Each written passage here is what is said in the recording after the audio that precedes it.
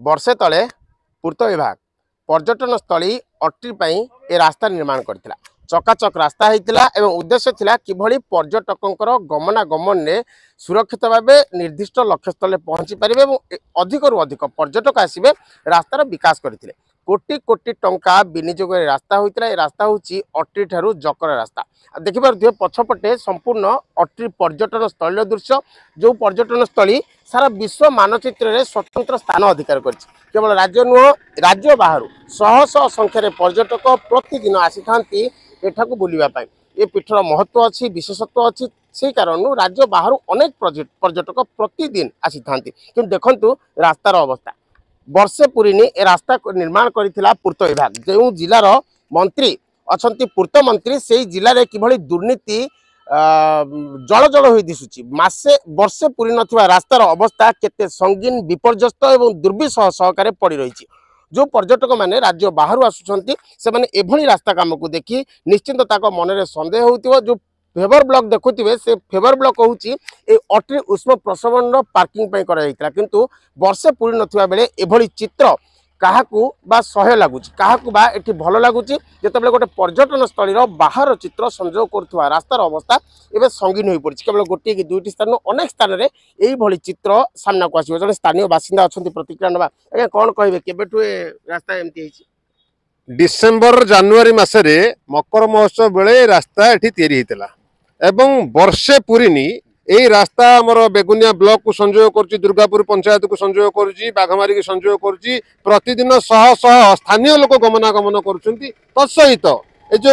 ओडिशार प्रमुख पर्यटन स्थली अट्री उष्म प्रसवण जो ठिकी राज्य तथा राज्य बाहर प्रतिदिन शह शह पर्यटक आसुचंती सेमाने मध्य याकु देखुचंती एवं यार दुरावस्था भुक्तभोगी होउछंती सेमानक ओडिशारु कोन वार्ता नेकी जाउथिबे स्थानीय लोक माने कोन एथरु पाउथिबे सरकार कोन उपलब्धि रहिछि बोली अनुभव करथिबे। तेणु बहुत काली एथरि गोटे दुर्घटना घटितला पिला माने कॉलेज को बाघमारी कॉलेज को जाउछंती सेमाने पड़ी जाइथिले एठी राति रे मध्य यातायात करूछंती बहुत दुखद परिस्थिति एवं केवल एही जगह नुहे ए टोटाल बाघमारी जकरा जो रास्ता जाइछि से स्थाने स्थाने रास्तार यही अवस्था। आम प्रति लिटर पेट्रोल किणला बेले 100 टंकार किणला बेले 40 रु 45 टंका सरकार को रास्ता बाबद टैक्स दौचु प्रति टंकार आम 15 रु 20 पैसा सरकार को टैक्स दौचु तार परिणति होता आमर एटी कौन दुर्नीति जल जल देखा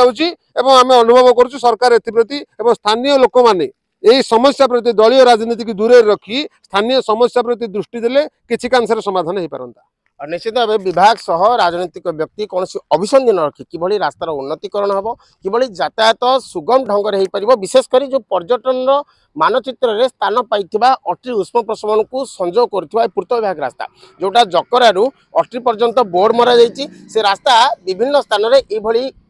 आंठी आंठी खाल हो जो देखा वर्षे पूरी ना बेले पूर्त विभाग एत निम्नमान काम सतरे वास्तव में आश्चर्य लगुच पूर्त विभाग भली गोटे विभाग एत निम्नमान काम केमिति होइछि। वर्षे तले सरी ए रास्ता काम पूर्त विभाग ए रास्ता काम करथिला किंतु देखि पारुथिबे पूरा ताजा चित्र किभली अंटे खाल ही माटी उठी सारलानी ए रास्तारू एपटे मोर बाम पटे होउछि प्रसिद्ध पर्यटन स्थली अट्री उष्म प्रसवण एवं ये जो फेवर ब्लॉक पड़ी ये हूँ पार्किंग रास्ता ये हूँ मुख्य रास्ता। वर्षे तले पूर्त विभाग कोटी कोटी टंका पानी भली अर्थ खर्च करथिला किंतु रास्ता वर्षे गलानी ए रास्ता पई अनेक दाबी होइथिला कि रास्ता काम हम किंतु वर्तमान ए रास्ता मरण जनता पलटिछि। शुणीदवा स्थानीय अंचलवासी कौन कहउछंती ए रास्ता को नहीं। तारेश्वर महापात्र दुर्गापुर पंचायत कौन कहबे समस्या आज्ञा देखंतु ये होउची सर्वप्रसिद्ध पर्यटन स्थली ये स्थली रे हजार हजार वातावरण भितर यात्री मानकर कार्यक्रम ठाकुर को दर्शन करवा कुआकुंड को दर्शन करवा किंतु अवहेलित अवलांछित भाव में आमर आज रास्ता पड़ जाइए जहाँफल कि हजार हजार लोक मानकर समागम भितर बहुत असुविधार वातावरण एवं प्रत्येक दिन बाघमारी कॉलेज को आमर ये पाखापाखी अंचल पिला माने यातायात करुँच जहाँफल कि यातायातर असुविधा काली काली एठी जोड़िए पिला पड़ जाइए जहाँफल कि सेमानंकु मु निजे उठेइची एवं वातावरण भितर एते असह्य जहाँफल कि सरकारंकर उच्च स्थानीय लोक मानकर किंबा आमर उच्च पदवी व्यक्ति मानकर या प्रति निघा नाही ତେଣୁ ସତ୍ୟପ୍ରିୟ ପ୍ରଧାନ ଏ ରାସ୍ତା ଅସୁବିଧା ହେତୁ ଲୋକ